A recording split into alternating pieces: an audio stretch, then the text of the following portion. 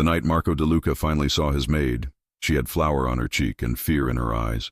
She thought he was about to fire her.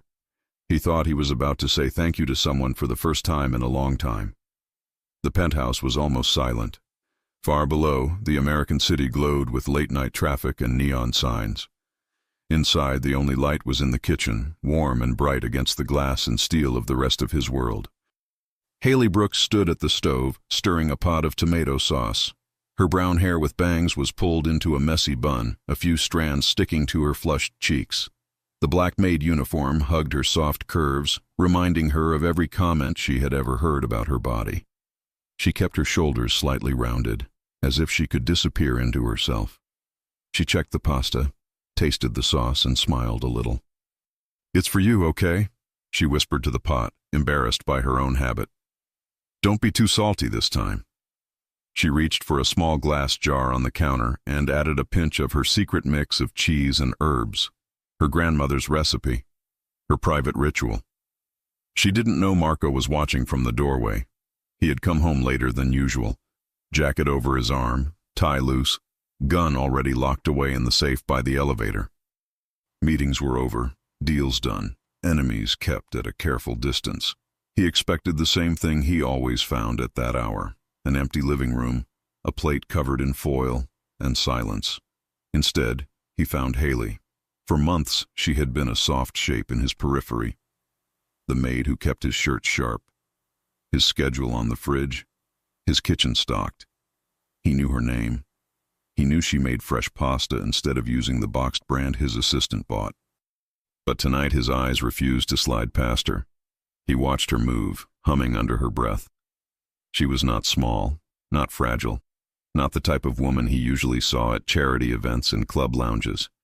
She was full and warm, her body filling the uniform in ways that made his chest tight for reasons he did not understand yet. He liked the way she tasted the food and smiled to herself, like it mattered. He stepped forward. The floor under his shoes made a soft sound. Haley jumped, spinning around, almost dropping the spoon. Her eyes went wide. "Mr. DeLuca," she gasped. I didn't hear you come in. I'm sorry, the kitchen is a mess. I was just finishing your dinner. I'll get out of your way." She grabbed a cloth, wiping the counter in panicked circles that only spread the flour around. "Stop," he said.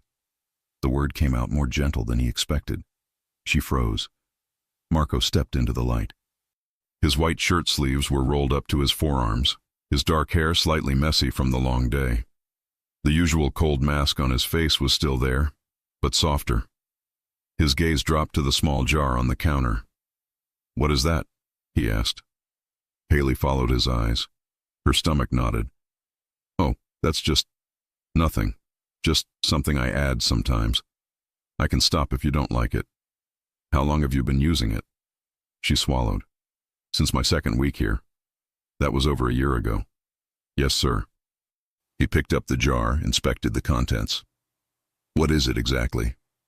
"Grated cheese, herbs, garlic," she said, twisting her fingers in her apron. "My grandmother used to make it. She said it made people feel taken care of. I know it's silly. I just thought, your food should taste like someone thought about you." She stared at the floor after she said it, cheeks burning. Marco's jaw flexed. No one talked like that to him. People talked about profit, routes, shipments, respect. Not about his food or whether he felt cared for. He put the jar down carefully. "And you do this every time I eat at home?"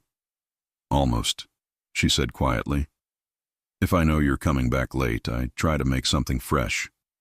He watched her for a few seconds without speaking. Haley felt heat climb up her neck. Every insecurity screamed in her head at once. He must think she was pathetic, desperate, weird, a chubby maid acting like some kind of wife. "I'm sorry if that's out of line." She rushed out. "It's not in the contract. If you want, I'll go back to the regular recipe and—" "Haley," he interrupted.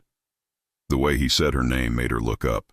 His voice was low, steady, with that authority that made men twice his size listen. But he didn't sound angry. "Put 2 plates on the table," he said. "You're going to eat with me." She blinked. "With you?" "Yes." I can eat later, she said quickly. You must be tired. You need quiet. I'll just serve and… Haley. His gaze held hers. I eat alone in this place almost every night. I am tired of it. Sit down and eat something you made. Her heart raced. No one like him had ever asked her to sit at their table. Her brain went through every reason to refuse. Her uniform pulling at the sides, her thighs not fitting in the chair, the way people's eyes sometimes slid over her with boredom or pity. She bit her lip. Are you sure? Yes. He said it like a decision, not a question. Haley turned away so he wouldn't see the shine in her eyes. She served 2 plates, hands shaking slightly. The pasta slid into the white dishes, steam curling up around her face. When she placed his plate on the small table by the window, she wanted to run to her little room and eat standing up like always. Instead, she set the second plate across from his and forced herself into the chair, trying to sit small. Marco watched her, noting everything, how she tucked her bangs behind her ear, how she held her fork like she had been taught to be polite, even when she felt out of place, how she kept pulling at the front of her uniform like she wanted to hide her stomach. He took a bite of pasta. She stared at him, waiting for a verdict. The sauce is different tonight, he said. Her heart dropped. I'm sorry, I can redo it. I know you like it a certain way, I shouldn't have. It is better, he said simply. Her words died. Better? She repeated. Yes. He took another bite. Eat, Haley. She lifted her fork, her wrist brushing the edge of his plate for a second. A tiny contact, but it sent a strange awareness running up her arm. She tried to ignore it and tasted her own food. It was good, familiar, but sharing it with him made it feel new. You like cooking, he said after a moment. She nodded. I do.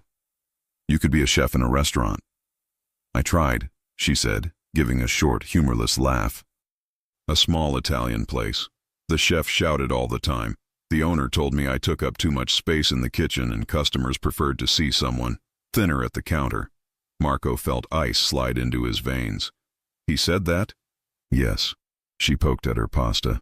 I believed him. I always kind of believed people like him, so I left. I needed a job, found this one and… She lifted a shoulder. It's fine. That man is an idiot, Marco said. The words came out sharp. She blinked in surprise. It's okay, Mr. DeLuca. I know I'm not… She stopped herself before she said pretty. I know I'm not like the girls you probably know. What girls do you think I know? He asked. Perfect ones, she said softly. The ones that fit in expensive dresses. The ones who take pictures by the pool and don't worry about breaking a chair. She tried to make it a joke at the end, but it hurt even as she said it. Marco frowned. Has anyone ever told you what you should expect from people? She shrugged. Not much. I'm here to work. I clean, I cook, I keep things quiet. That's enough. Do you ever want more than enough? He asked. Her eyes met his. For a second, something raw showed there. It doesn't matter what I want, she said. Some things aren't for people like me. He didn't like that answer. He didn't like that she seemed so sure. Before he could decide what to say, the intercom on the wall buzzed. His jaw tightened. The other life. The one with codes and threats and names he never said in front of her. Stay here, he said, putting his fork down and standing. Haley watched him cross the kitchen with calm, controlled steps. He pressed the button. Yeah? He said. Ryan's voice came through, slightly distorted. The black sedan was back, parked across the street for 20 minutes. Same guy as this afternoon. Marco's eyes narrowed. License plate? Already checked. Fake. We're on it. Just wanted you to know you were not imagining it. Marco glanced at Haley. She sat rigid in her chair, fork frozen halfway to her mouth. Keep a man at the entrance all night, Marco said. Discreet. No one else walks up without being checked. Consider it done, Ryan replied. Sleep if you can, boss. The line clicked off. Marco returned to the table. Haley tried to pretend she hadn't heard much, but she was a bad liar. Is everything okay? She asked. It will be, he said. If it's about the black car, I saw it too, she said quietly. He paused. You did? She nodded, eyes serious now. This afternoon when I went out to buy tomatoes, it was parked on the corner. The man inside pretended to read a newspaper, but the pages never moved. I didn't like the way he watched the building. I came back faster than usual. You didn't tell anyone, he said. I thought it was nothing. She admitted. I'm just the maid.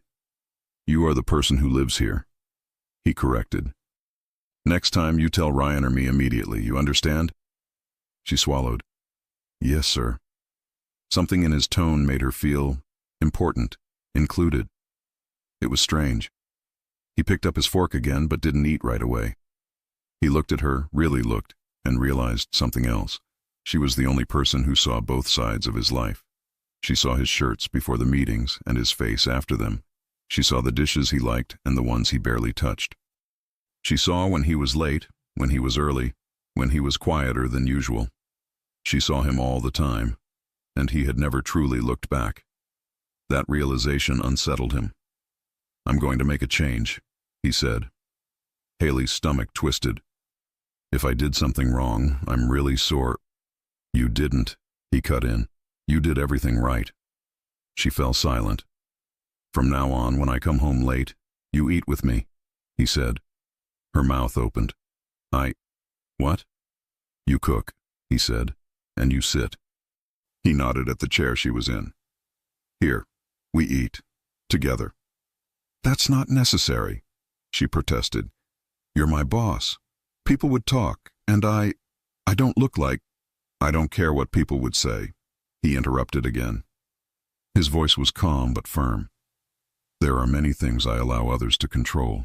This is not one of them. She stared at him.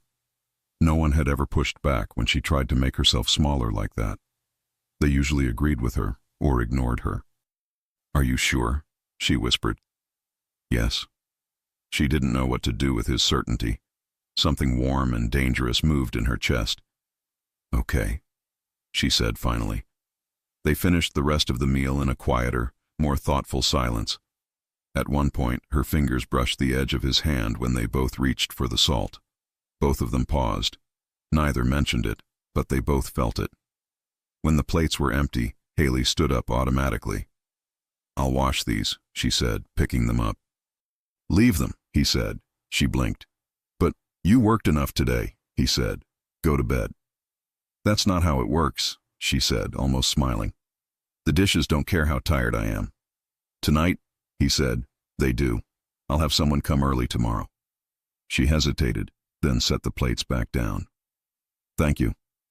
He watched her untie her apron.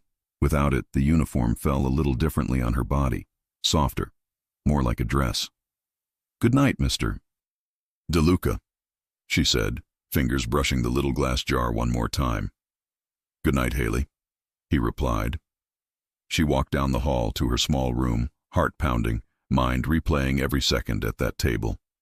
She pressed her back to the closed door once inside, slid down to sit on the edge of her bed, and let out the breath she had been holding.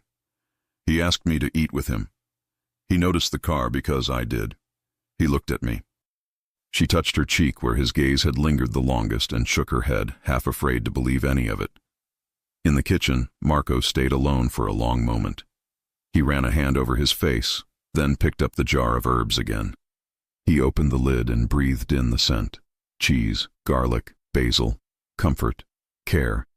He had enough money to buy 10 restaurants, but no one had ever stayed up an extra hour just to make his food feel less lonely. He set the jar back down and pulled out his phone. Ryan, he said when it connected.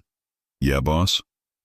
From tomorrow on, I want an extra man on this floor when I'm not here, Marco said.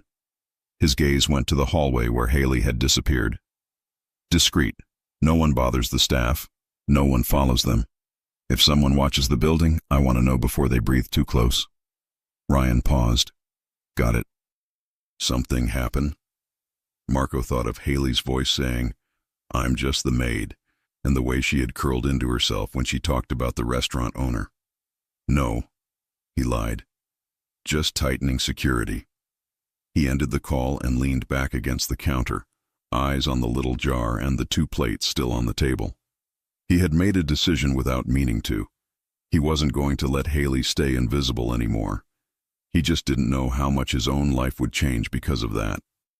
And he had no idea that the next time he walked into this kitchen, he wouldn't just be hungry for food. He would be hungry for her. Marco barely slept. Every time he closed his eyes, he saw Haley sitting across from him at the table. Her cheeks pink, her bangs slipping into her eyes, her hands shaking when she tried to hide how nervous she was. He didn't understand why it affected him that much. He'd had women in his life, beautiful, elegant, polished, women who fit perfectly into the expensive world he walked through every day. They smiled for cameras, posed in designer clothes, knew which wine to order and when to stay quiet. But none of them had ever looked at him the way Haley did when she thought he wasn't paying attention. Soft, shy, full of something he didn't have a name for yet. He woke up later than usual, showered fast, dressed in a navy suit, and stepped into the kitchen. She was already there. Haley stood by the counter wearing yoga pants and an oversized gray t-shirt, her hair in a messy bun, face fresh, eyes still sleepy. She was cutting strawberries for breakfast, humming again, always humming. The moment she saw him, she stiffened like she'd been caught doing something wrong. "Oh, good morning, Mr. DeLuca," she said, her cheeks instantly warming. "I didn't think you'd be up yet. I can make eggs or pancakes or—" "Haley," he said. She froze, knife midair. "You don't need to rush around when I walk into a room."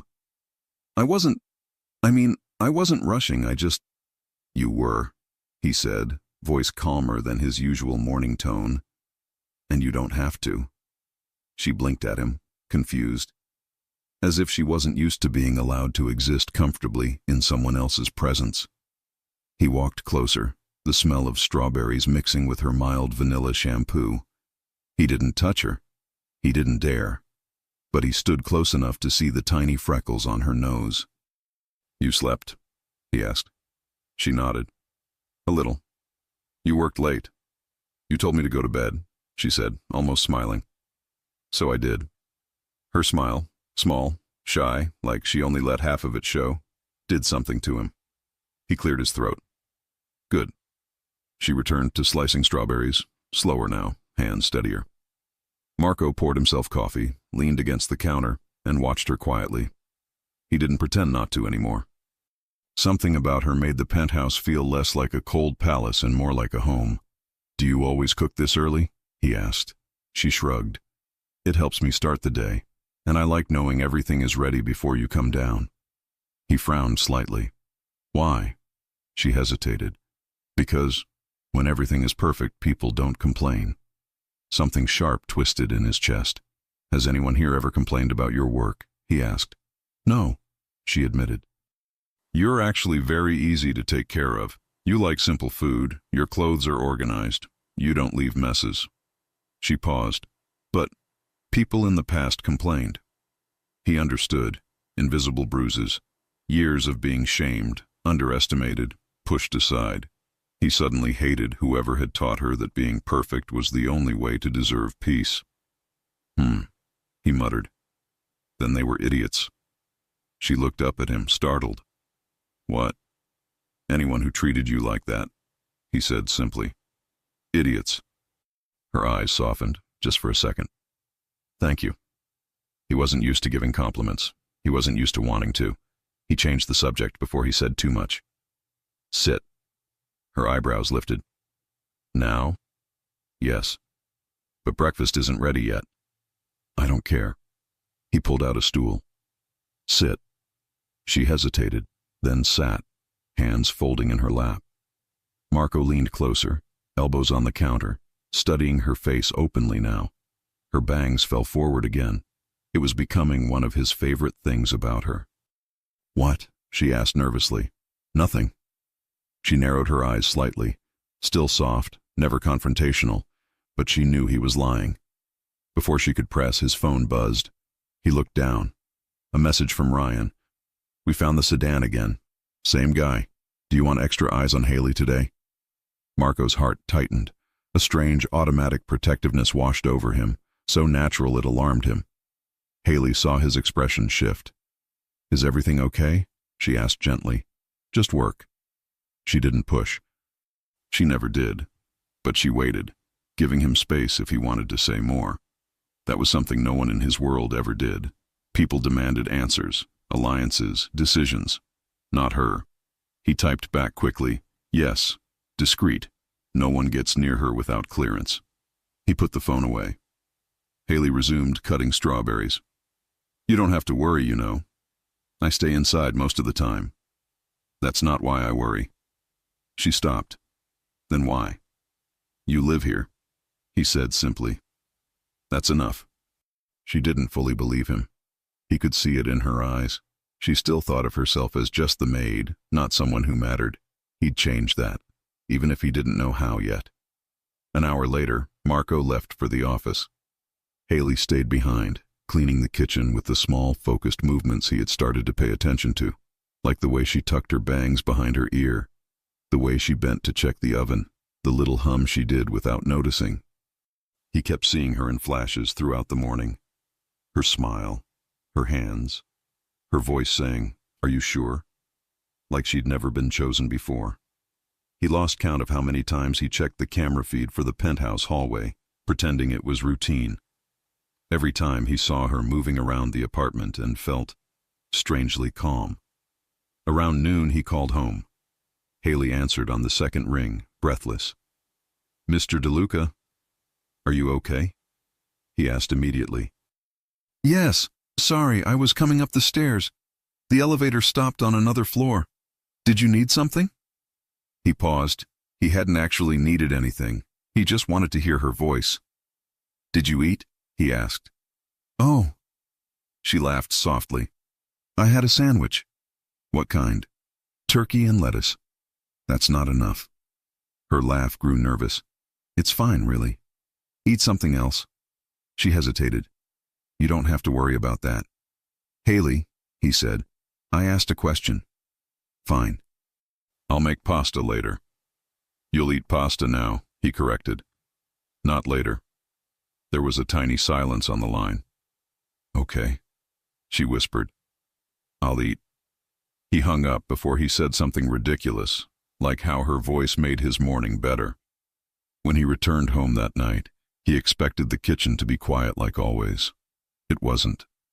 Haley was there, standing on her toes, trying to reach a jar on the top shelf.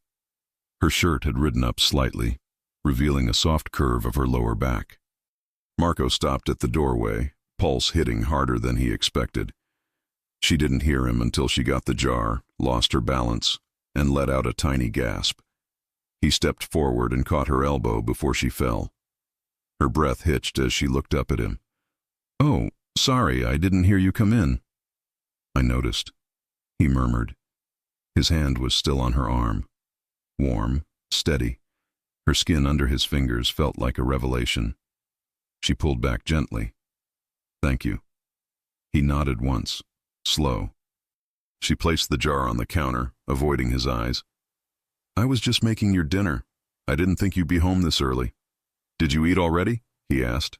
She nodded. "Yes." He raised a brow. "I had pasta," she added quickly. "Good." She cracked a small smile. "You really do worry too much." He stepped closer. "I don't worry too much," he said. "I worry exactly as much as I need to." Her breath caught.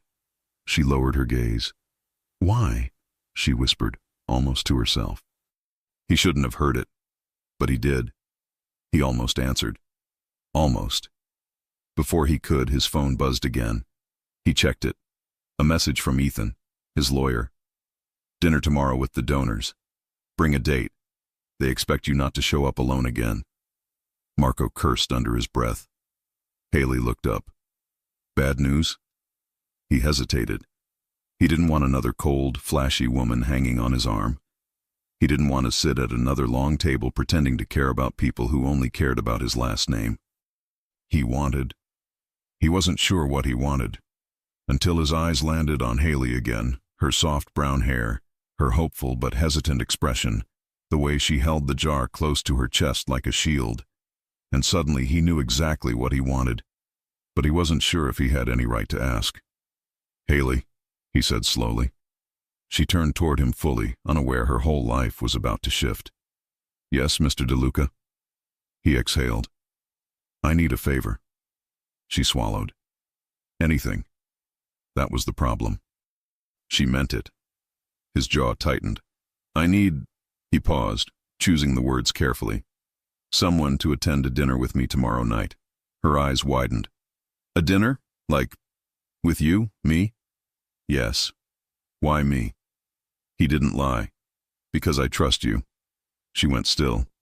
I can pay you extra, he added. It's not a date.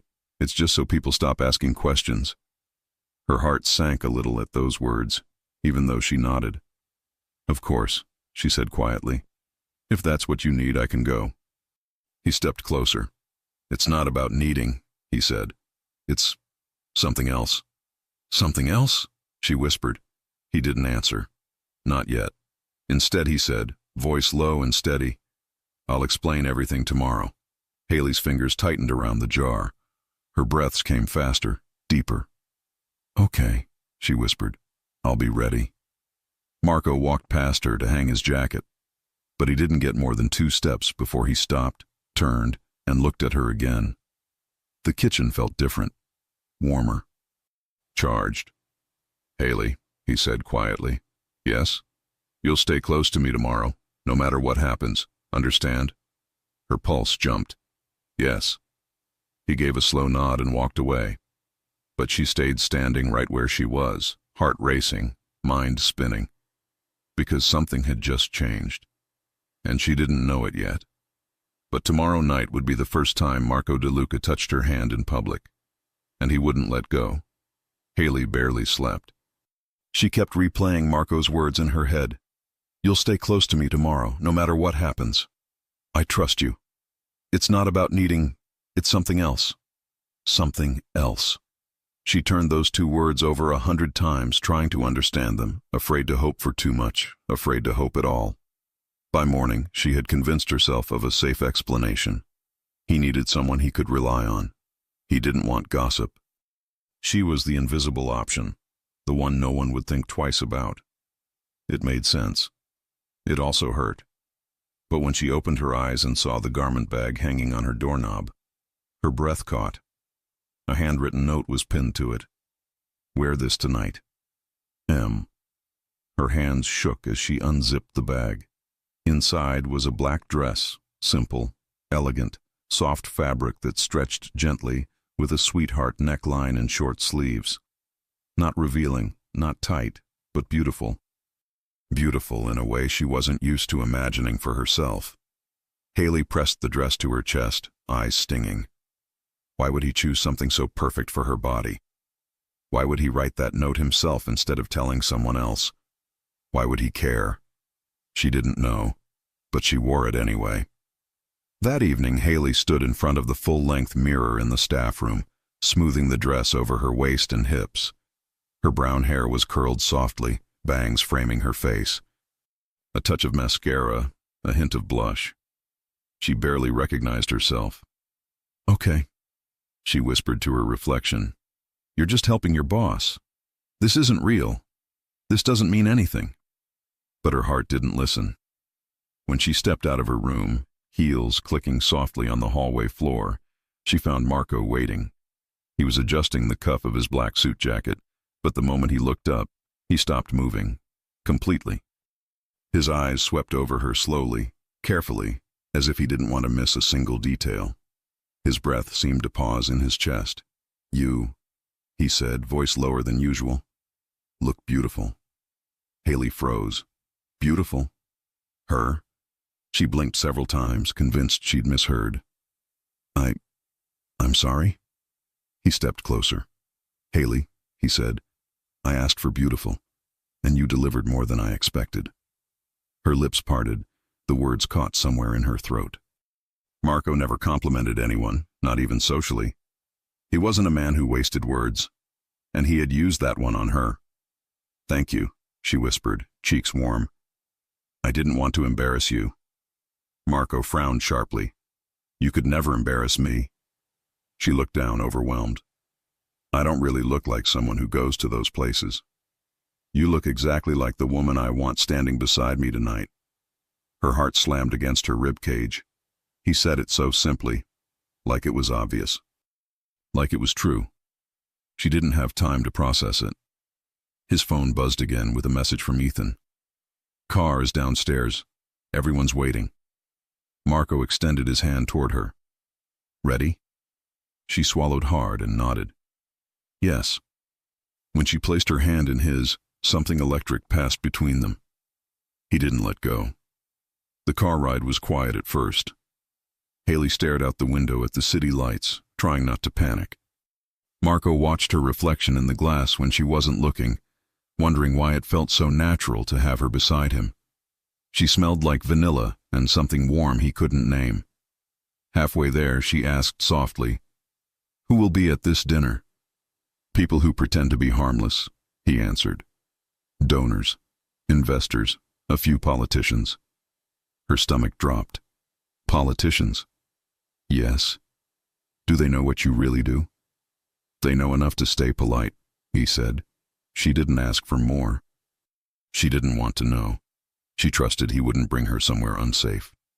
He glanced at her hands twisting in her lap. "Are you nervous?" "A little." "You don't have to be. That's easy for you to say," she whispered. "Everyone in that room will be wondering why you brought someone like me." His jaw flexed. "Someone like you? Soft, curvy, invisible, unimportant." The words echoed in her head even though she didn't say them. He turned in his seat, facing her fully. "Listen to me," he said quietly. "Everyone in that room is pretending, trying to impress each other, trying to hide something. You don't have to be like them.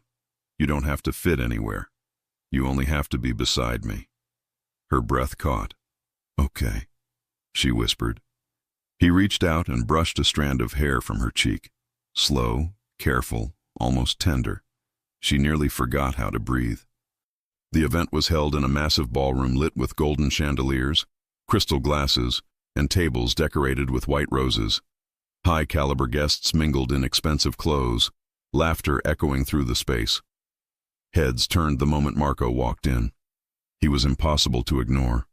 Broad shoulders, dark suit, sharp confidence. But when people saw Haley at his side, they paused. Confusion, curiosity, judgment. She felt every stare. Her pulse hammered.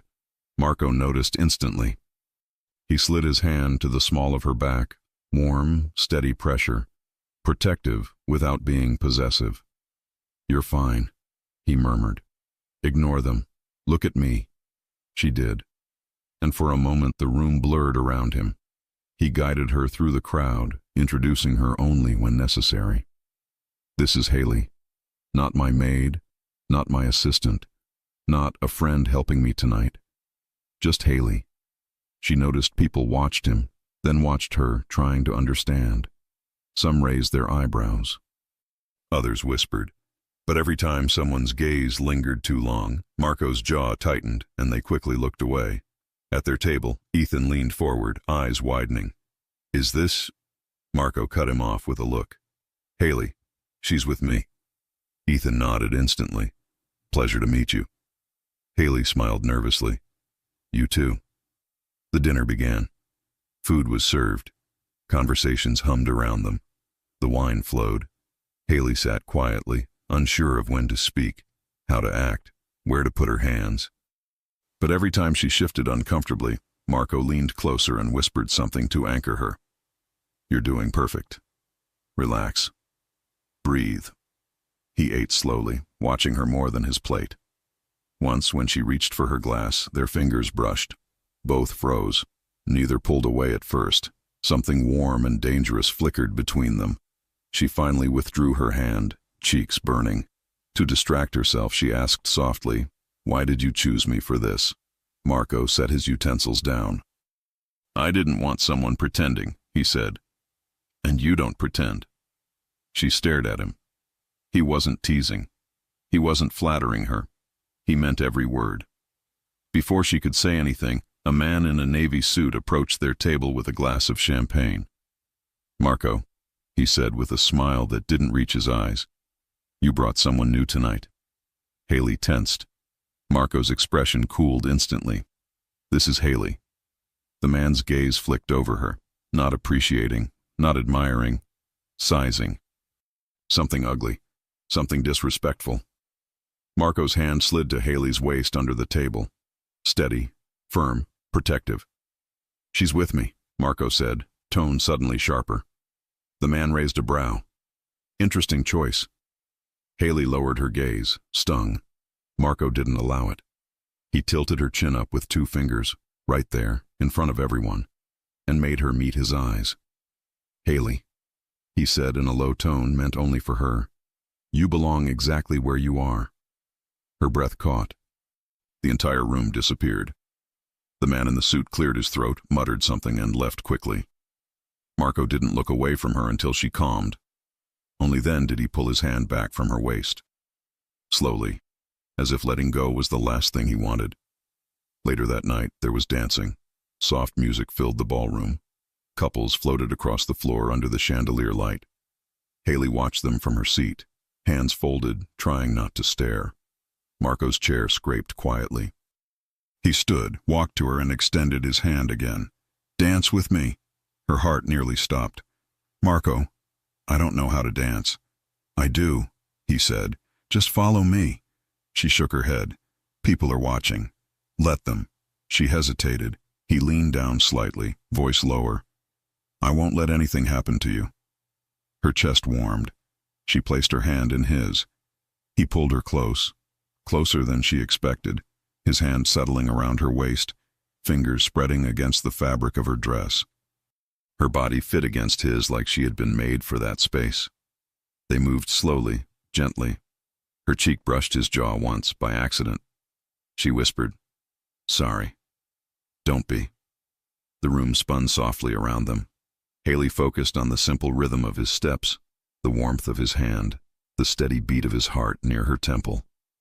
He wasn't smiling, but his eyes had softened in a way she had never seen before. Marco, she whispered. Yes. Why me? He didn't answer, not because he didn't want to. Because saying the truth out loud felt too close to a line he wasn't ready to cross. So instead he said, I'll tell you when I figure it out. Her chest tightened. When the dance ended, he didn't let go right away. He held her for one more breath. One long, warm, dangerous breath. Before reality returned. Time to go, he said softly. The car ride home felt different. Quieter, warmer, charged with something unsaid. She rested her hands on her lap. He rested his elbow on the door, watching her in the passing streetlights. Did you have a good night? She asked carefully. Yes, he said. A long pause. Better than I expected. Her heart flipped. She looked out the window to hide her smile. But in the next intersection, his phone vibrated. He picked it up. His expression darkened. Haley felt the shift instantly. What happened? He didn't answer. He turned the screen toward her. A picture of her from tonight, inside the ballroom. Taken secretly from behind a pillar, sent by an unknown number. And the message below it. Your weakness has a pretty dress tonight. Haley's blood ran cold. Marco's jaw clenched with a quiet fury she had never seen before. Not violent, not loud, but deep and restrained, like a storm contained behind steel doors. She covered her mouth with her hand. Marco. He looked at her with a protectiveness so intense it stole her breath. You're staying close to me, he said quietly. She nodded. He leaned forward, voice lower. No more questioning it, no more arguing. You stay with me. Her pulse throbbed in her throat. Okay, she whispered. But as the car rolled through the city, neither of them knew one thing. From this moment on, Marco wouldn't just protect Haley. He would start falling for her, hard, and she had no idea how close she already was to becoming the center of his world. The message changed everything. Your weakness has a pretty dress tonight. Marco stared at it in the car all the way back to the building. He saved the number. He forwarded it to Ryan without a word. Plans formed quietly in his head, one after another, lines of defense shifting into place. Next to him, Haley sat very still, hands clasped together, the fabric of her dress caught between her fingers. She did not say much. She watched the city pass outside the window and tried not to think about the word weakness. When they finally stepped out of the elevator and into the penthouse, her legs felt unsteady. "I'll change and start cleaning up the kitchen," she said, already moving toward the hallway. "You must be tired. I'll bring you tea." "Haley." His voice stopped her. She turned back. Marco loosened his tie, eyes on her face. "You don't leave this floor unless it's with me or Ryan for the next few days." "Understood?" She nodded. "Okay. I'm serious." "I know." She swallowed. "I'll be careful." He studied her for a moment, as if he wanted to say more. Instead, he only said, "Good night, Haley." "Good night, Mr. DeLuca." She went to her room, shut the door, and leaned her head against it, dress still hugging her body. She slipped it off slowly, folded it with care, and placed it back in the garment bag as if it belonged to another person's life. Then she stood in front of the small mirror in her regular t-shirt and shorts and whispered to her reflection, "You forgot your place tonight." The word weakness echoed again, not his, hers, because she was the one who had let that evening mean more than it should. The next day, everything felt different. Not because of obvious changes. The apartment looked the same. The city moved outside like always. But Marco's routine shifted in small ways. Extra cameras appeared in the hallway. 2 new security guards were posted in the lobby. Deliveries were scanned twice. The cars were checked before each trip. And Marco himself changed. He called more people. He spoke in shorter sentences. His shoulders seemed more tense than usual. He still said good morning when he entered the kitchen, but his voice was more distant. His eyes moved over checklists, not over her. Haley felt the space between them grow even when they stood in the same room. On the second morning after the dinner, she placed a plate of scrambled eggs and toast on the table. "Breakfast," she said gently. "Thank you," he replied without looking up from his phone. She stood there for a moment, waiting for something else. A question, a comment, any sign that he saw her standing there in her soft shirt and leggings. It didn't come. "I'll be in the laundry room," she said. "Fine." He didn't mean to sound cold. His head was full of calls and numbers and possibilities of who had sent that message. He was used to compartmentalizing, to placing people and risks in separate boxes. But this time, the boxes bled into each other. Haley walked away with a familiar, heavy ache in her chest. She knew this feeling.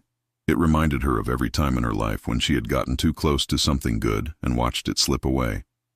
By afternoon, she had convinced herself she was the problem. Maybe bringing her to the dinner had been a mistake. Maybe people had laughed. Maybe that picture had made fun of him. Maybe he was now embarrassed and trying to keep some distance. She was not used to being chosen first. She understood how quickly a person could change their mind. In the kitchen that night, she kneaded pasta dough with more force than usual. She wiped a hand across her cheek and left a streak of flour there without noticing. Marco came home late. He paused in the doorway again, just like that first night, but this time he did not let himself stay there long.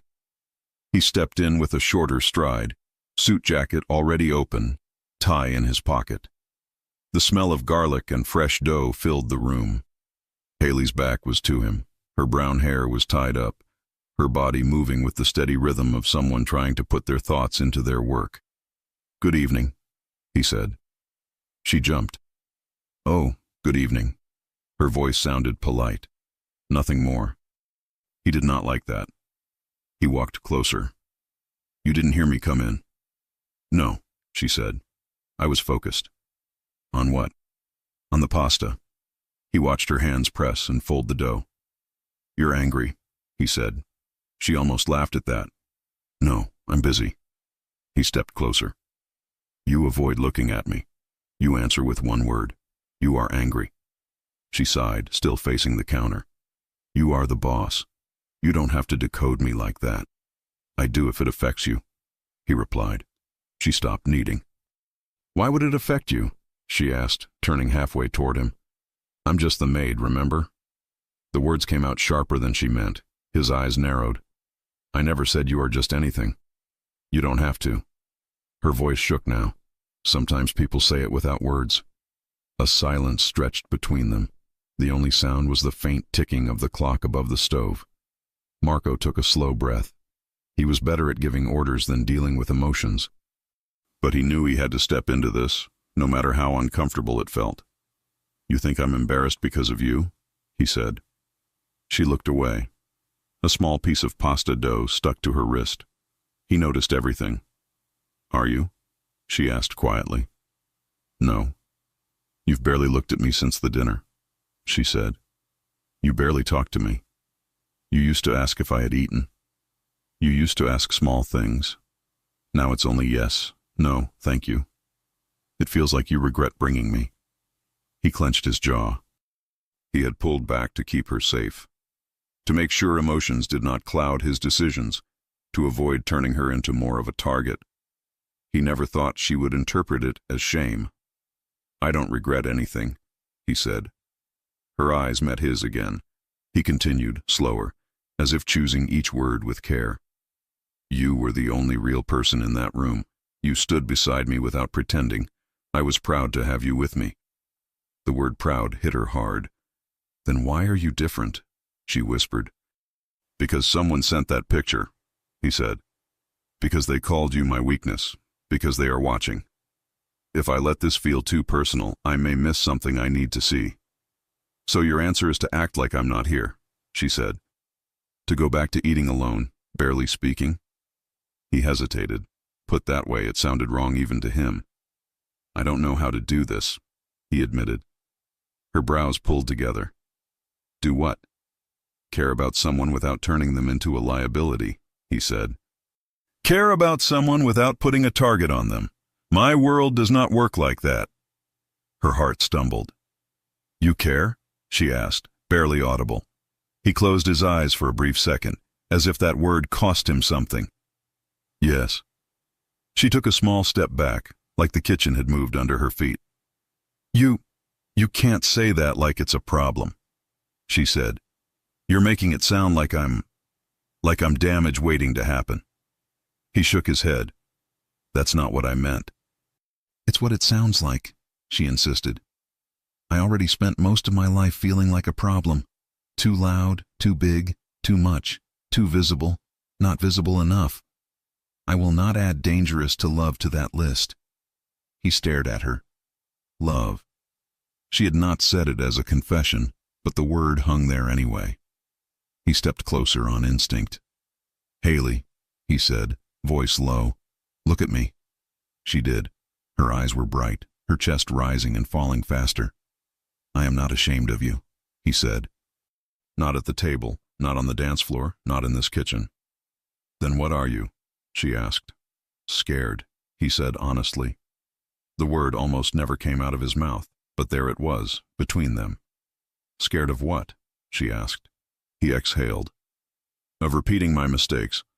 I lost people before because I thought I could balance everything. Business, family, feelings. I believed I could control every detail. I was wrong. People paid for that. Her expression softened. He went on, eyes not leaving hers. When they called you my weakness, they were wrong about one thing. You don't make me weaker. You make me want to be careful. That is different. But it still scares me because I know what it means when someone finds out what you care about most. Haley swallowed hard. What does it mean? They try to touch it, he said. They try to use it. She understood. Her anger slid into something else. Not acceptance, not yet, but understanding. You could have told me that, she said softly, instead of shutting me out. He forced out a short breath. I am not used to explaining anything. Try, she said. He almost smiled at that. Ryan already put extra security around the building, he said. We are tracking the number that sent the message. I have new cameras watching this floor. Anyone who comes close without reason will talk to my men before they talk to you. That is what I am doing. It is how I know to protect people. And what about here? She asked quietly, placing a hand flat over her own chest. That question he did not know how to answer yet. Before he could try, another voice appeared from the doorway. "I can answer some of that," Ryan said. They both turned. He stood there with a small, respectful distance, hands in his pockets, expression serious. "Sorry," he added. Door was open. "I didn't mean to interrupt, but if we're talking about who paid for what, I was there." Haley looked between them, uncertain. Marco frowned. "What is it?" "Just came to tell you we traced the message to a burner phone that was near the ballroom last night and your building this morning," Ryan said. "Whoever it is, they're close. They know your routine, but that's not what I walked in on." He glanced at Haley. "You think he's ashamed of you?" She flushed. "It's not your business." "Actually, it is," Ryan said gently. "My job is to keep the things he cares about safe, even the ones he refuses to admit he cares about." "Ryan," Marco warned. Ryan ignored him for once. "When he pulls away like that," Ryan continued, "it's not because he's embarrassed. It's because he's terrified he'll put you in the same category as everything he lost. And he hates himself more when that happens than when anyone else gets hurt." Haley went still. Marco's gaze sharpened. "That's enough." Ryan lifted his chin. "Is it? You either tell her, or she walks around this place thinking she's some kind of burden. That's worse than any risk, if you ask me." He turned to Haley again. "He's not good with this stuff. He's good with numbers, contracts, and bulletproof glass. Feelings, not so much. But I've seen how he looks at you in the camera feed when you're not around him. If you knew, you wouldn't be standing there asking if he's ashamed." Her heart raced.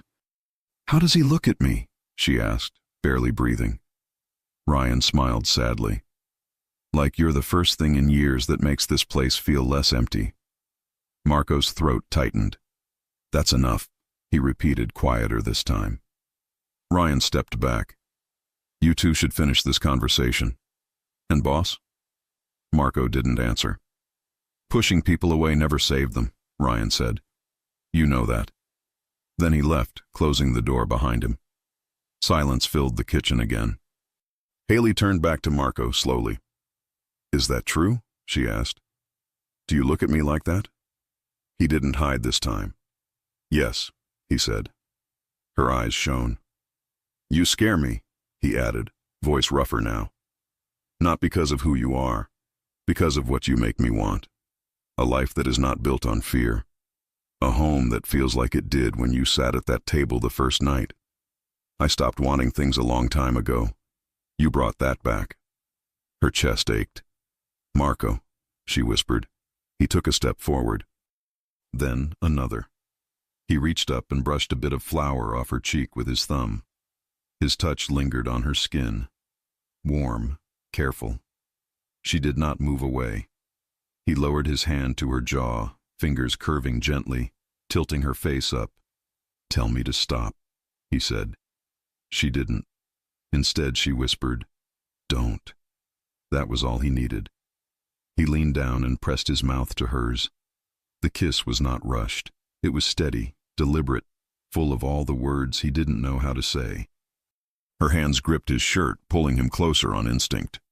His other hand slid around her waist, feeling the softness he had tried so hard not to think about. For the first time in a long time, he did not think about security, exits, threats, meetings. He thought only about the way she tasted like tomatoes and salt, and a little bit of hope. When they finally broke apart, both breathing harder, he rested his forehead against hers. "You're not a weakness," he said quietly. "You're the only thing that makes me feel stronger." Tears slipped down her cheeks. "No one ever said anything like that to me," she admitted. "Then everyone before me was blind." She laughed through the tears, a shaky, genuine sound. He brushed the wetness from her face with his thumb and kissed her again, softer this time. They stayed like that for a long moment, wrapped in a small circle of warmth in the middle of the kitchen, the jar of herbs sitting on the counter nearby, the pasta forgotten. For a short time, the rest of the world stayed outside the door. Then Marco's phone buzzed on the table. He sighed, resting his hand at the small of her back as he reached for it. The message on the screen made his expression change instantly. Haley saw it. "What is it?" she asked, nerves returning. He handed her the phone.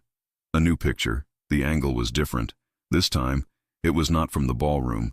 It was of the building's hallway, of her door, and the message below it. Close enough yet? Haley's stomach dropped. She looked up at him, fear clear in her eyes. Marco. He took the phone back, jaw set, eyes darker than she had ever seen them. The danger is closer than we thought, he said.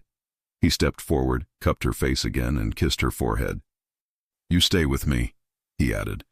From now on, you don't take a single step in this building without my eyes or my men on you. Do you understand? She nodded, heart racing. Because now it wasn't just about dinners or dances or warm kitchens. Someone out there knew exactly where she slept. And whoever had sent that message. They were done watching from a distance. Haley didn't sleep. Every sound in the hallway made her sit up straight.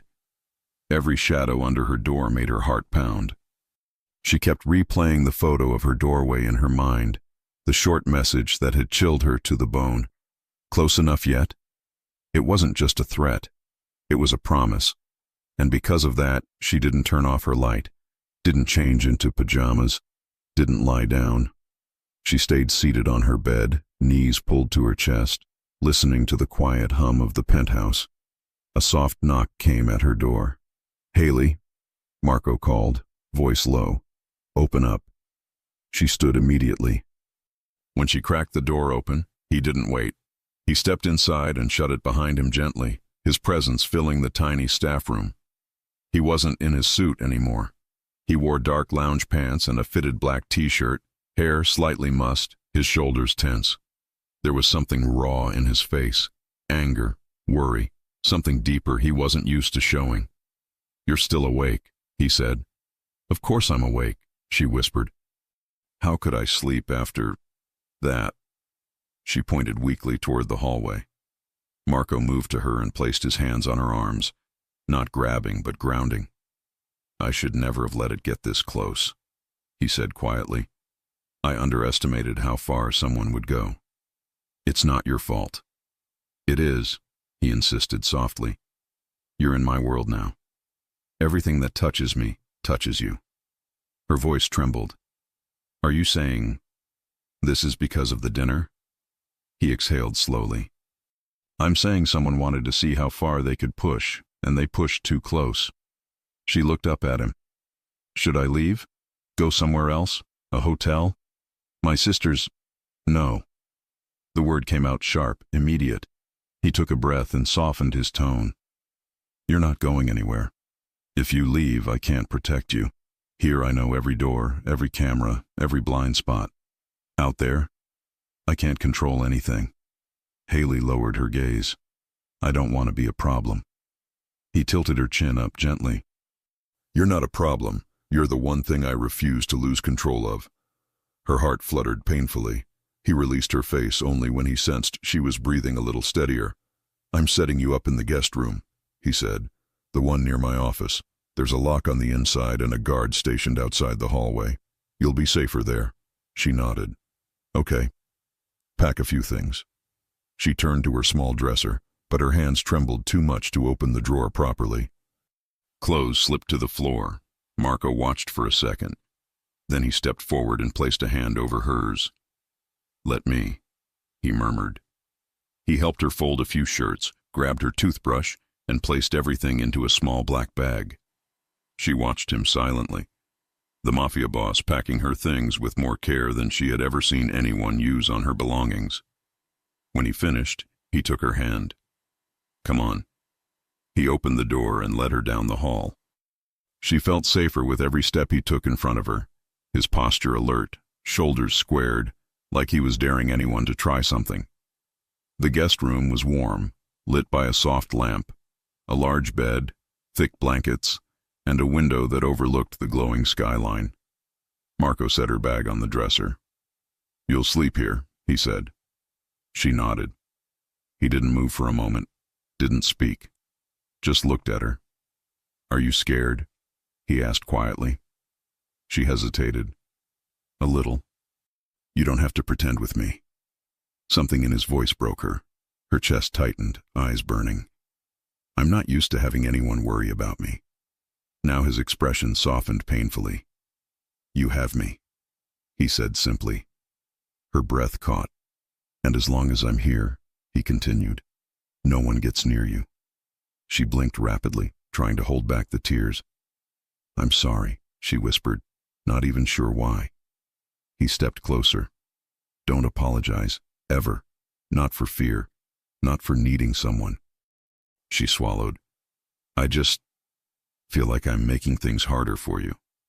You're making things harder, he said, because I care more than I should, and I don't know how to turn that off. She didn't have words. Her feelings for him, slow and warm and terrifying, were becoming too big to hide. She whispered, what if someone hurts you because of me? His eyes darkened. I'm not the one you should be worrying about. They stood close now, very close. The room felt smaller, softer.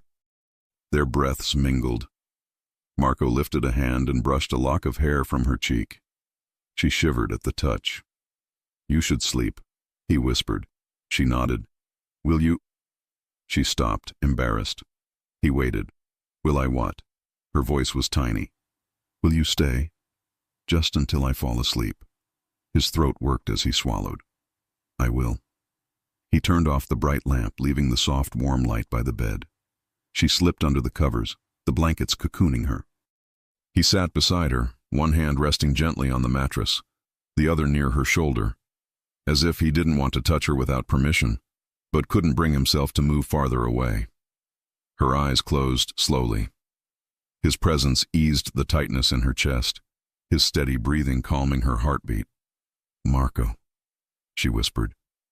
Yes. Earlier, when you kissed me, did you mean it or? Before she could finish, his hand slid to her cheek and his thumb stroked her skin tenderly.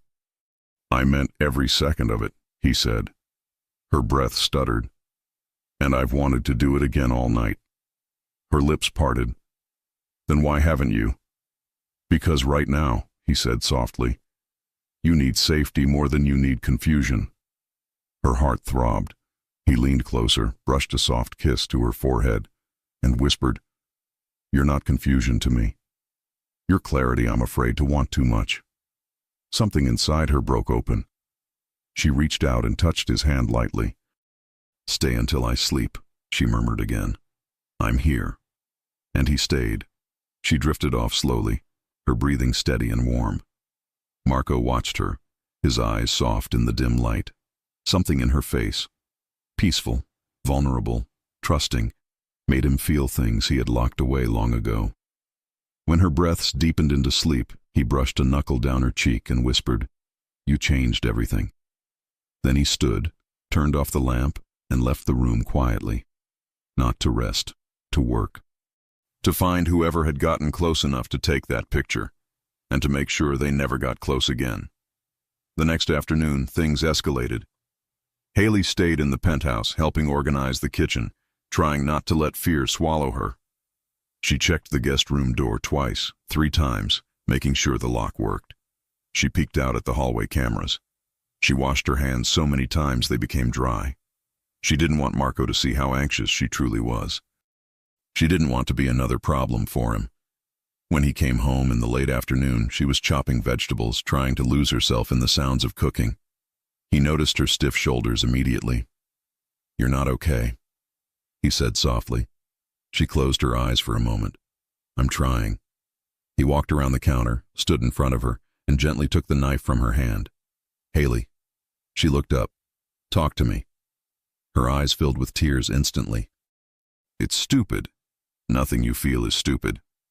She wiped her cheek quickly. I keep thinking, maybe if I weren't here, none of this would have happened. He cupped her face, not letting her look away. If you weren't here, something else would have happened. This isn't about you. It's about someone trying to send me a message. But the picture was of my door. And that's exactly why it crossed a line. His voice deepened. They made this personal, and they shouldn't have. She sniffed. But I don't want you to get hurt. He leaned in, pressing his forehead to hers, closing the small distance between them. I won't, he said. But I can't say the same if someone touches you. Her breath shook. Marco. He exhaled slowly. the weight of months, years, of loneliness and silence evident in the way he held her face. "I need you to understand something," he said, voice low and vulnerable. "Before last week I didn't let anyone close. Not really. Not in years. And then, you were just here, making pasta at 2 in the morning, humming to yourself, putting basil in my food like you were sneaking love into it." She flushed. "And suddenly," he continued, "I couldn't unsee you." Her heartbeat stumbled. "Why are you telling me this?" "Because you think the danger changed how I feel." His thumb stroked her cheek. "It didn't. It only made it clearer." She swallowed. "Clearer? How?" He exhaled. "I can't lose someone again. And I can't pretend I don't care about you. Both things are true, and both things scare the hell out of me." Her eyes softened. "Marco." He shook his head gently. "Let me finish." She nodded. "I don't know how to do this perfectly," he said. "I don't know how to balance feelings and safety. But I know what I want."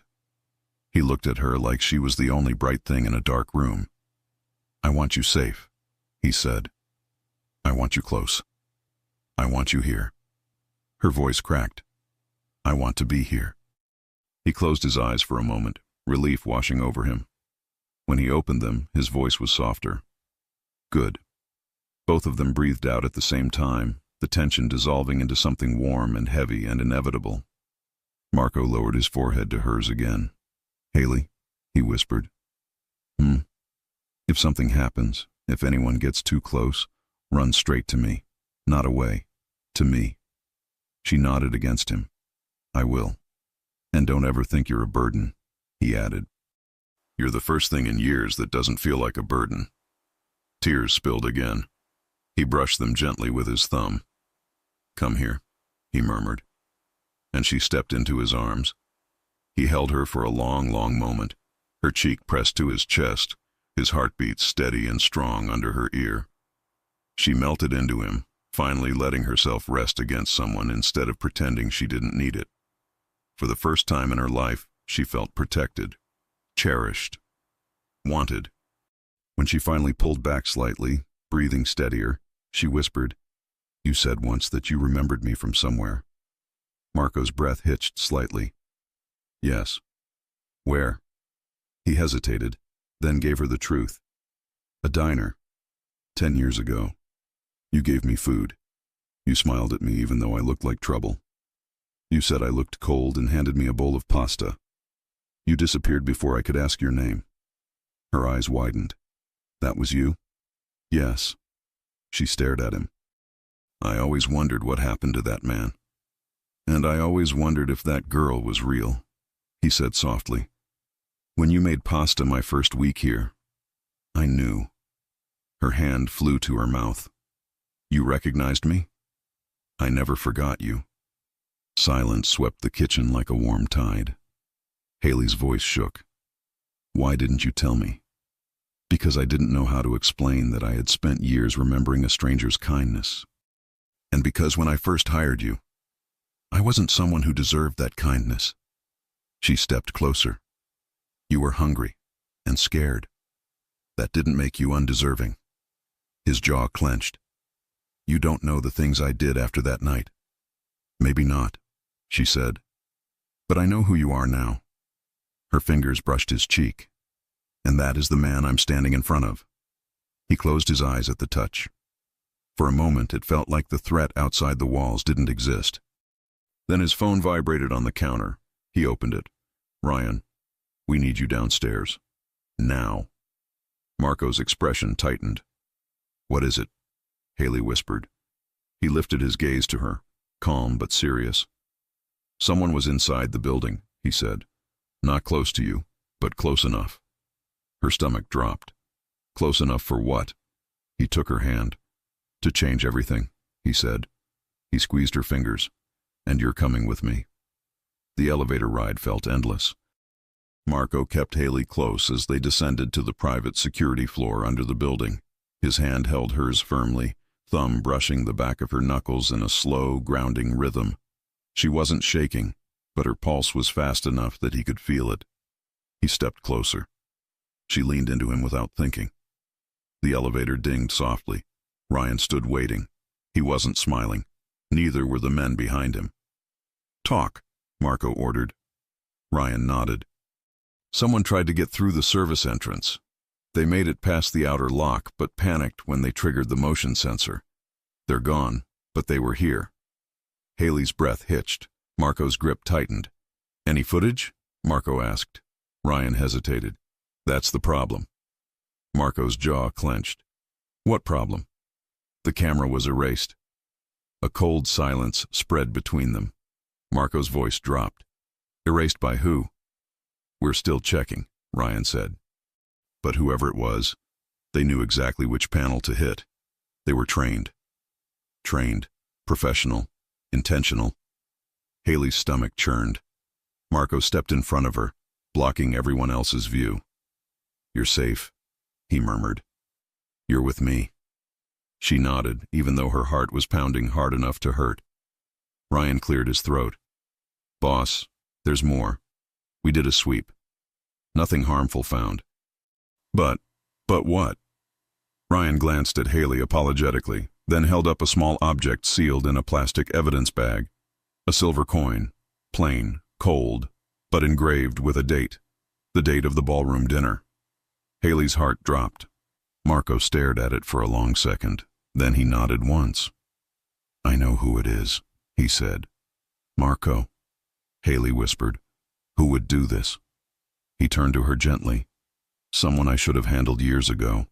Her eyes widened. "Someone from your past." "Yes." He stepped closer.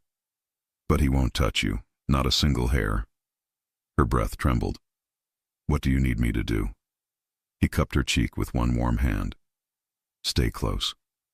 And for the first time, she didn't just nod. She stepped into him, her forehead brushing his chest, fingers gripping the front of his shirt. He felt it, all of it, her trust, her fear, her growing attachment. He wrapped his arms around her, jaw resting lightly against the top of her head. Ryan cleared his throat. Boss? We'll wait upstairs. Take your time." Marco didn't release her. Not yet. He waited until her breathing slowed, until her body eased against his. Only then did he guide her gently back to the elevator. Back in the penthouse, the city lights poured softly through the windows, casting faint gold on the marble floors. Everything felt too quiet, too still. Haley walked to the kitchen without thinking, her hands needing something familiar to hold. She touched the counter, the drawer, the jar of herbs, safe places, safe routines. Marco watched her from the doorway. "You don't have to cook tonight," he said. She turned to him. "I know. I just didn't realize how much this kitchen feels like mine until today." He walked toward her slowly. "That's because it is." Her breath caught. "Marco." He stopped right in front of her, close enough to touch. "Haley, look at me." She did. "You're part of this home," he said. "Not the staff, not the background. You." Her eyes filled instantly. "I've never been part of anything before. You are now." She laughed softly. "Because I make pasta?" "Because you make this place feel alive," he said without hesitation. "Because you're the first person I think about when I walk in. Because you listen. Because you care. Because when you smile, this place doesn't feel like a fortress anymore." Her breath trembled. He reached out and brushed her bangs aside, tucking them carefully behind her ear. "You matter here," he whispered. "More than I know how to explain." Her cheeks flushed, but her eyes, they were soft, open, vulnerable, in a way she never let herself be. She took a slow breath. "Can I tell you something?" "Anything." "I've never had someone to come home to," she admitted. "Not really. I've always been the one serving the food, doing the laundry, cleaning up after other people's families, always watching, never belonging." Marco's brows pulled together. She continued quietly. "But here, with you, I feel like maybe I belong somewhere for the first time." He stepped closer. "You do." She swallowed. "Even now, with everything happening?" He cupped her jaw gently. Especially now. Her lips parted. Why? He leaned in, voice low and truthful. Because you're not just the maid anymore. Her heart stuttered. You're mine, he said softly. Not possessive, not commanding, but intimate, vulnerable, like a confession he didn't intend to speak out loud. She closed her eyes for a second, overwhelmed. Marco. He pressed his forehead to hers, hands sliding to her waist with a tenderness that made her knees weaken. Can I kiss you? He whispered. She nodded instantly, breathless. Yes. He kissed her, slow, deep, warm. No rush, no fear, no hesitation this time. Her hands slid up his arms, her body molding into his naturally. The kiss was soft but full of everything they hadn't said yet. Want, trust, relief, hope. When they finally separated, her chest rose and fell quickly. Marco brushed his thumb across her bottom lip. I'm sorry if I scared you earlier. You didn't, she whispered. What scares me is how much I feel for you already. His expression shifted, something dark and tender at the same time. Then we're scared together. She smiled through her nerves. What now? He exhaled slowly. Now. We take this one step at a time, but we take it together. Her fingers curled into the fabric of his shirt. I want that. Good. He kissed her again, and again. Each one softer, lingering slightly longer, grounding her in warmth she never thought she'd have. When they pulled apart, her voice was small but steady. Marco, earlier, when you said someone was inside the building, is it someone dangerous? He didn't lie. Yes. And you really think it's someone connected to the coin? Yes. She drew a shaky breath. Are you in danger because of me? His expression softened. Haley, I've been in danger long before you came into my life. The only difference now is that I have someone worth protecting. Her heart squeezed. He lifted her hand and kissed her knuckles. And I will. Her throat tightened. You can't protect me from everything. I can try. His gaze held hers. And I'll never stop. She smiled sadly. What about protecting your own heart? He huffed a soft laugh. Too late for that. She flushed. He turned to the stove and flicked on a burner. Come here. She joined him at the counter, and he handed her a wooden spoon. We're cooking together tonight, he said, no matter what's going on outside those walls. She laughed, a small, fragile, beautiful sound. He leaned down and kissed her shoulder gently. I like that sound. She blushed. The sound of me cooking? The sound of you happy. Her breath caught. They cooked together, slow, close, touching often without meaning to. Her hips brushed his. His hand rested once on her lower back, steadying her when she leaned over the pot. It was domestic, soft, intimate in a way neither expected. When the pasta was ready, he served her first. Always her first. They sat at the small table, knees brushing, candles flickering from the counter. She twirled the pasta slowly, watching him. Do you always cook like this? He shook his head. I can't cook. Her eyebrows lifted. This is good. I'm following your instructions. She smiled shyly. Maybe I should teach you more. He smirked. Maybe you should. The air between them warmed again. After dinner, he took her plate gently. Let me. You don't wash dishes, she teased softly. I do for you. Her cheeks heated instantly. He washed while she dried, their arms brushing occasionally. Every touch felt like a small spark. When they finished, he turned to her. Come here. She walked to him without asking why. He lifted her hand, kissed the inside of her wrist, and whispered, You make this place feel like home. Her eyes softened. Marco. He stepped closer until her back touched the counter.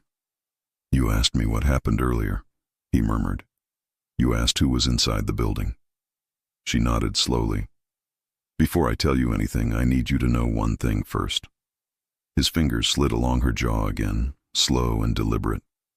I won't let anyone take you from me. Her breath caught. He wasn't threatening. He wasn't posturing. He was promising. Her voice trembled. Who are they? He exhaled slowly, eyes darkening with the truth he had avoided saying for years. Someone who used to stand where Ryan stands now, he said. Someone who wants what I have. Someone who thinks going after you is the fastest way to make me break. She froze. Why would anyone want to hurt me?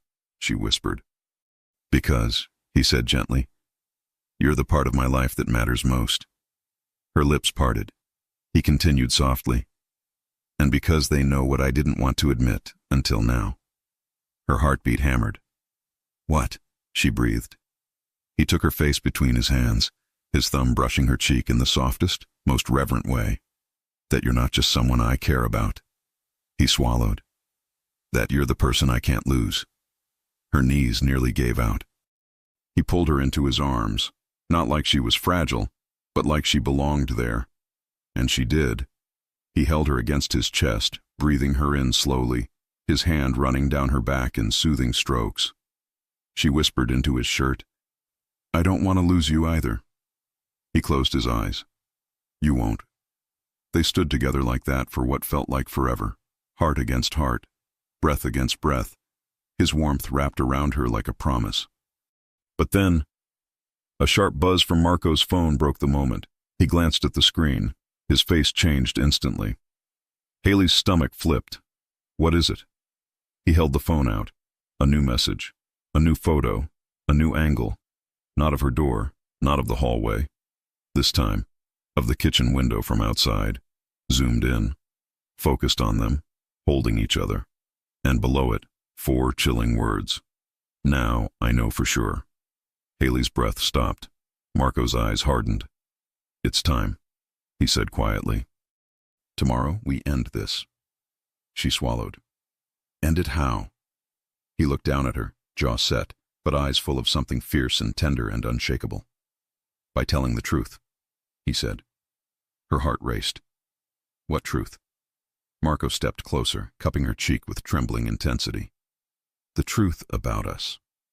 Marco didn't sleep that night either. He kept replaying the last photo in his mind. Not the threat. Not the outside view of the window. Her, in his arms. Now I know for sure. It meant the person behind those messages had finally found the exact line to cross. Morning came with a gray light over the city. Haley woke in the guest room feeling heavy, her brain still foggy from everything that had happened. For a few seconds she forgot. Then she remembered the image of the two of them on his phone. She sat up fast. There was a soft knock on the door. Haley, Marco called. It's me. She opened, heart fluttering just from the sight of him. He was already dressed in a dark suit, shirt open at the collar, hair styled, eyes more focused than she had ever seen. Good morning, she whispered. He stepped in, closed the door gently, and searched her face. Did you sleep at all? A little, she answered honestly. You? He almost smiled. I don't remember how to sleep when things are like this. She swallowed. What happens now? He didn't hesitate. Now, he said, I end this. Her fingers fidgeted with the hem of her t-shirt. And how? He exhaled slowly. The man behind the messages. His name is Caleb Archer. He used to work for me. He wanted more money, more power, more control than I would ever give him. I fired him, quietly, cleanly. He didn't like being removed. She listened, eyes wide. He knows my routines, Marco continued. He knows my weaknesses. At least he thinks he does. Her pulse quickened. And he knows about me now. Yes. She looked down, suddenly feeling that old weight again. I told you I was a problem. He stepped forward, closing the distance between them in 2 strides. Look at me, he said. She did. You are not a problem. You are the reason I am dealing with this now instead of letting it rot in the background for another year. You are the reason I want things clean and safe. His voice softened. You are the reason I'm walking into this with a clear head instead of anger. Her eyes filled. I don't want you to get hurt. I won't. he said quietly. And I'm not going alone. Ryan, Ethan, my men, we're prepared. This is a conversation that should have happened a long time ago. Today, it happens. She took a shaky breath. What do you need me to do? He brushed his knuckles gently along her jaw. I need you to stay in my office today, not here alone, not somewhere unprotected. My office has reinforced glass, security access, cameras. You'll be there with Ryan and one more guard. You'll be safe. You promise? She whispered. I don't make promises I can't keep, he said. Yes, I promise. Her chest warmed even in the fear. Okay. And when I come back, his gaze deepened. We talk, everything. No more half-truths. No more walking around what this is. Her heart tripped. You mean about us? Yes. Her voice was tiny. What if you come back and realize you don't want this anymore? He stared at her like she had said something impossible. That's not going to happen, he said. If anything, I'm afraid of how much more I'll want when I walk back through that door. Her lips parted. He stepped closer, one hand sliding around her waist, pulling her gently into him. I am coming back to you, he said softly. Not to this building, not to this job, to you. She nodded, eyes wet. Then I'll be waiting. He kissed her. Slow, intentional, like he was memorizing the shape of her mouth, like he was leaving a promise there. When they separated, he rested his forehead on hers for one last second. Stay with Ryan, he murmured. Trust him. I do. He breathed out. Good. The hours in Marco's office felt longer than any day of Haley's life. Ryan tried to make things lighter. He brought coffee, pointed out the cameras, talked her through how safe the building really was when the right people were watching. He even told her a silly story about Marco yelling at a broken coffee machine years ago.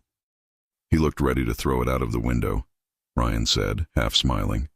But there was a kid watching from the lobby, so he fixed it with a spoon and pretended that was his plan. Haley tried to smile. He pretends he doesn't care what people think. He cares more than you know, Ryan said gently. Especially when it comes to you. Her cheeks flushed. Why are you all so sure of that? Ryan nodded toward the large monitor on the wall. It showed a split-screen view of different parts of the building, entrances, elevators, hallway, kitchen. Most men with his power check the cameras for threats, he said. He checks them to see if you're okay, if you ate, if you went to bed, if you're humming in the kitchen again. Her throat tightened. You're exaggerating. I'm not, Ryan replied. We used to live in a fortress. Now we live in a home. That's you. She wiped at her eyes. I don't recognize myself sometimes. How so? I used to never expect anything, she admitted. No text, no call, no message, no one worrying if I got home safe. Now I'm sitting in an office with bulletproof glass because someone powerful is afraid of losing me. She shook her head slowly. It feels unreal. Ryan leaned back in the chair across from her. It's very real, Haley. You changed the center of his gravity. That's not a small thing. She hugged herself lightly. I don't know if I deserve that. Ryan smiled softly. That's the one thing you're wrong about. The intercom on the desk buzzed. Both of them jumped a little, then relaxed. It was just Ethan checking in, saying everything was going as planned. Legal talks, negotiations, boundaries. An agreement that would send Caleb Archer very far from their city, under the watchful eye of people Marco trusted more than himself. No raised voices, no blood, no chaos. Just quiet, firm endings. Time still crawled. Haley walked to the window and looked out at the streets below, so high that people looked like tiny moving dots. She pressed her hand to the glass. Why here? She asked quietly. Why did you all choose this city? Ryan shrugged. Because it's big enough to disappear in and small enough to own if you play it right, and because the food's good. She laughed softly despite everything. Will it ever be normal? She whispered. Ryan thought for a second. I don't know what normal looks like for someone like him, but I know what calm looks like, and I've only seen that when you're around. Her chest warmed. "And you?" she asked. "What do you think about all this?" Ryan smirked. "I think the boss is finally letting himself want something human, and I think if you two don't end up together, the entire building will go into mourning." She stared at him. "That bad?" "That obvious," he corrected. Before she could answer, the door opened. Marco walked in. He looked tired, but unharmed. His tie was gone, top button undone, but his eyes were clear, steady, light in a way she hadn't seen in days. Haley's breath left her lungs in a rush. She didn't walk to him, she ran. He barely had time to open his arms before she collided with his chest, hugging him hard, face pressed against him. He let out a low breath and wrapped both arms around her, lifting her slightly off the ground for a second. Ryan stood, nodded once at Marco with a small, satisfied look, and quietly stepped out, closing the door behind him. "You're okay," she whispered into Marco's shirt. "I am," he said, holding her tighter. "We're okay." She leaned back just enough to search his face. "What happened?" "It's done," he said. "Caleb is gone. Far from here. Watched by people I trust. He signed things that make it impossible for him to move money or men anywhere near this city again. If he tries, everything he cares about freezes." A small, hard smile flickered over his lips. "He knows better than to test me." She studied him carefully. "No one got hurt?" "No one," he said. "I promised you I wouldn't bring violence into this. I kept that promise." Relief flooded her. For the first time in days, her shoulders dropped, her body truly relaxing against him. "So, it's over?" she asked. "Yes," he said. Then softer, "At least that part." She frowned slightly. "What part is left?" He brushed a strand of hair from her face. "Our part." Her heart began to pound for a very different reason. "Come with me," he said. He brought her back to the penthouse. The lights inside were low. The city outside glowed brighter than usual against the glass. The hallway was quiet, peaceful. "Wait here," he said at the entrance to the living room. She blinked. "Why?" "Because I'm asking you to," he said gently. "Please." She nodded, suddenly shy. "Okay." He disappeared around the corner toward the kitchen. Haley stood there, hugging herself, mind racing. In the reflection of the window, she saw her own outline, soft, small, unsure. She had no idea what he was planning. After a few minutes, his voice carried from the kitchen. "Haley," he called. "Come in." She walked slowly, heart in her throat. When she stepped into the kitchen, she stopped. The overhead lights were dimmed. Warm under-cabinet lights glowed softly. Candles flickered on the counter and on the small table. The jar of herbs sat in the center like a centerpiece. 2 plates were set, 2 glasses, real napkins, not paper. And Marco, standing by the stove, wearing a black shirt with the sleeves rolled up, stirring a pot with a look of nervous concentration she had never seen on his face before. "What is this?" she asked, voice barely above a whisper. He looked up at her. "This," he said slowly, "is your kitchen." Her eyes stung instantly. He motioned her closer. "Come see." She walked to his side. In the pot, pasta simmered in a tomato sauce that smelled shockingly good. "You cooked," she said, almost laughing in surprise. "You actually cooked." "I followed your recipe," he replied. "From the first night I really saw you." Her heart squeezed. "I probably ruined it," he added. She shook her head, tears spilling over now. "It smells perfect." He picked up the jar of herbs. "Your grandmother's," he said. "You told me once it makes people feel cared for." She nodded, chest aching. He added a pinch to the pot, stirred slowly, then turned off the heat. "I wanted tonight to feel like that," he said quietly. "Cared for." He plated the pasta with more care than skill, set 1 plate at each spot at the small table, and pulled out her chair. "Sit," he said. She sat. He took the seat across from her. For a second she was back in that first late night. The nervous maid, the silent boss, the invisible woman suddenly asked to share a meal. Except now his eyes weren't guarded. They were open, soft, full. "Why did you do all this?" she asked, wiping at her face. "Because today I cut ties with everything that tried to use fear to control me," he said, "and I'm not going to let fear control this." "This?" Her voice shook. "Us," he said simply. She swallowed hard. "I told you earlier," he continued, "that we needed the truth. No more lines half drawn. No more pretending you're just the maid who cooks amazing pasta and notices strange cars on the street." He leaned forward, elbows on the table, hands folded. "You are not my staff," he said. "You are not my weakness. You are not temporary." Her lips parted. "You're the woman I love," he said. Time stopped. The room went quiet except for the soft hum of the fridge and the faint sounds of the city outside.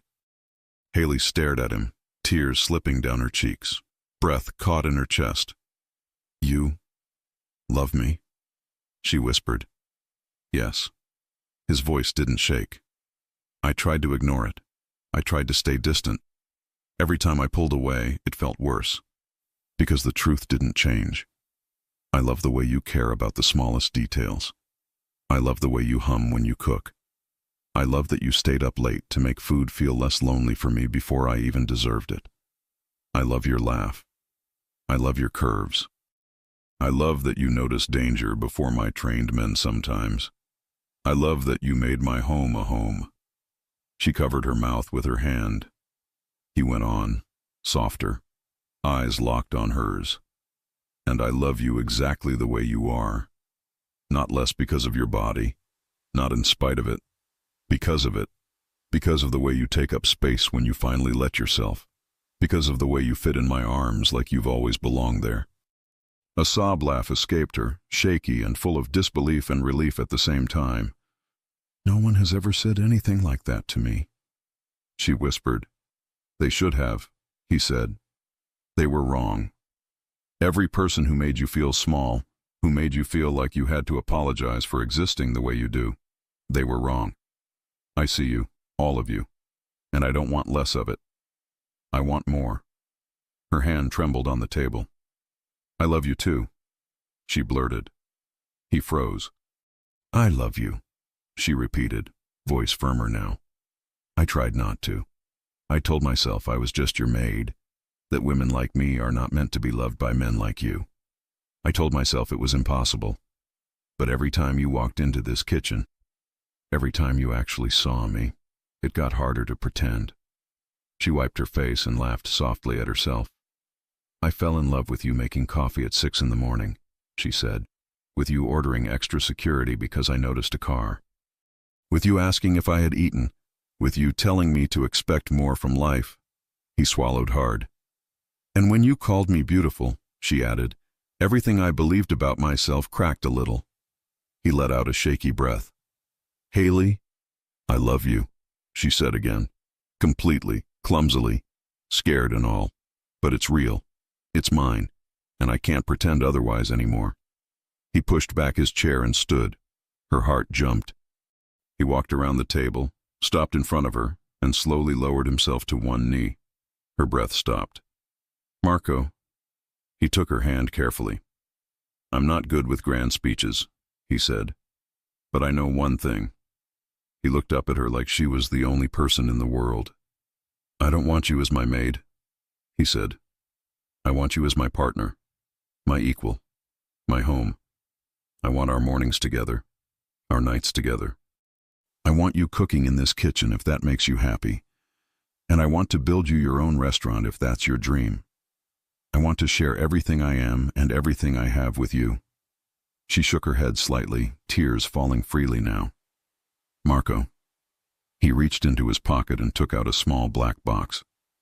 "I bought this the day after the dinner," he confessed, "before the messages escalated, before I knew how far this would go. I was just stupid enough to think I could handle everything on my own." He opened the box. Inside was a simple ring, a thin gold band with a single diamond, small but bright. Her breath hitched. "I won't promise you a life without fear," he said, "but I will promise you this. I'll spend every day making sure you feel chosen, safe, and loved. I will do everything in my power to keep danger at the door and softness in these walls. I will listen. I will learn. I will be better for you." He squeezed her hand gently. "Haley Brooks," he said quietly, "will you marry me?" She sobbed out a laugh. "You're serious?" "Yes." "You want to marry me?" She shook her head, overwhelmed. "Me. Not some perfect woman in magazines. Me with my soft arms and big hips and everything people called wrong about me. I want all of it," he said. "All of you. Permanently." She broke. "Yes," she said, almost choking on the word. "Yes, of course, yes. I would marry you in this kitchen with flour on my face and dishes in the sink. I don't care." Relief crashed through him so fast he laughed, something he almost never did. He slid the ring onto her finger, hands steady for the first time that day. It fit perfectly. She stared at it, tears blurring her vision, chest full and aching in the best way. "It's simple," she whispered. "It's honest," he replied. "Like us." She cupped his face with both hands and pulled him up into a kiss.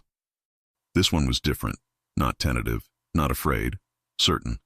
He wrapped his arms around her, lifting her slightly, spinning her a fraction before setting her back on her feet. They both laughed against each other's mouths.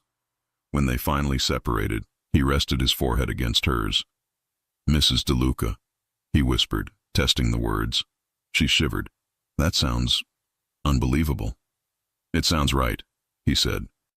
They sat again, side by side now instead of across from each other, their chairs pulled close. They ate the imperfect pasta and laughed when he admitted he burned the first batch. "It's still good," she said. "It's good because you're here," he answered. And she believed him. For the first time in her life, she believed that love could be hers. Months later, the kitchen looked different again. Same counters, same stove, same jar of herbs. But now, 2 mugs sat by the coffee machine every morning. 2 sets of keys hung by the door. A framed photo of a small, intimate wedding rested on the shelf. Marco in a dark suit, Haley in a simple white dress that fit her curves beautifully, her bangs framing her glowing face. Ryan and Ethan stood in the background of the picture, both pretending they weren't wiping their eyes. Haley stood at the stove in soft shorts and an oversized t-shirt with DeLuca's written on it, the name of the small restaurant she and Marco were quietly building together just a few blocks away. Her hair was up, flour dusting her cheek. She stirred a pot of sauce, humming. Behind her, footsteps approached. Strong arms slid around her waist, pulling her back gently into a broad chest. She smiled instantly, relaxing into the familiar hold. "Good morning, wife," Marco murmured against her neck. "Good morning, husband," she replied, cheeks warm. He kissed her shoulder, then her cheek, then that spot just below her ear that made her melt a little. "Smells good," he said. "It's your grandmother's recipe," she joked. He huffed a soft laugh. "You improved it." She turned in his arms and looked up at him. His hair was softer now that he slept better. The tension in his shoulders wasn't gone, but it was different. Lighter, anchored by something other than fear. By her. "How was last night?" she asked. "Any trouble?" "Nothing," he said. "Business is quieter, legitimate. Boring, even." Her eyes sparkled. "You say that like it's a bad thing." "It's my favorite thing," he corrected, brushing her cheek with his thumb. He glanced around the kitchen, at the jar, the photos, the soft light through the window. "This," he said quietly, "is my favorite place." She smiled. "The kitchen?" He shook his head, eyes warm and steady on hers. "Anywhere you are." Her heart swelled. She wrapped her arms around his neck and kissed him, slow and content. No rush, no fear at the edges.